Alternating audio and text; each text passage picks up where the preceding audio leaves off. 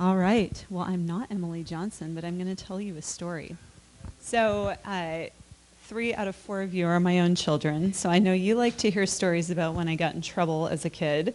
Do you like to hear stories about your parents when they got in trouble as kids, Caleb? Sit up. All right.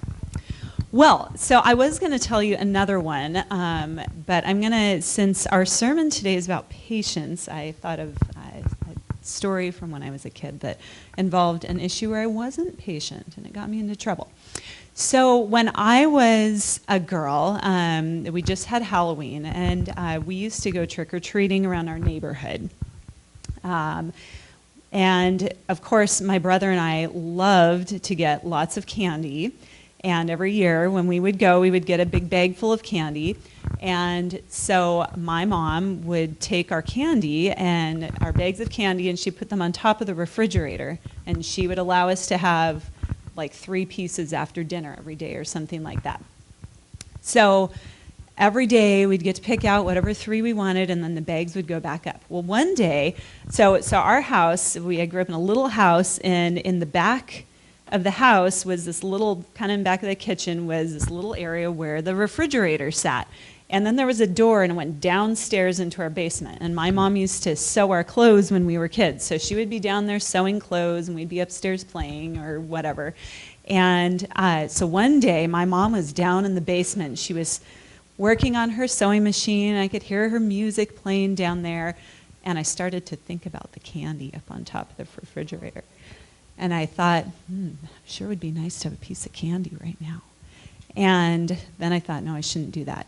And that I wasn't supposed to, I might get in trouble. But the more I thought about it, the more I thought, wow, that candy would taste so good. So finally, I tiptoed into the kitchen, and I picked up a chair, and I dragged it as quietly as I could over to the refrigerator, and I got up, and I got my bag down. And I got on the floor, and I ate a piece of candy, and it was really good. So I found another one, and I ate that and another one. And all of a sudden, what do you think I heard? Footsteps coming up the stairs. And I thought, oh, no. So I quickly got the bag back up on the refrigerator, and then I got on the floor and sort of faced the refrigerator and hoped my mom would just walk by and think I was just, playing there. So anyway, she came and opened the door, and she saw me there, and she said, what are you doing? And I still had my mouth full of candy. I said, nothing. And she said, what's in your mouth? And I looked, and I said, a vitamin, except it sounded like, and then what did she say?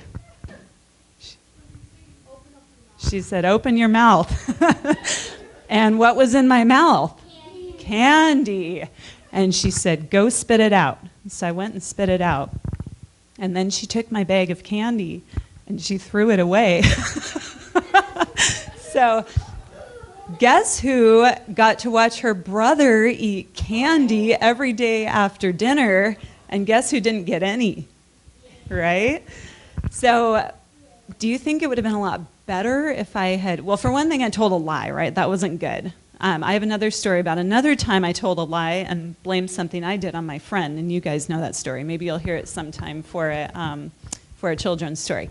So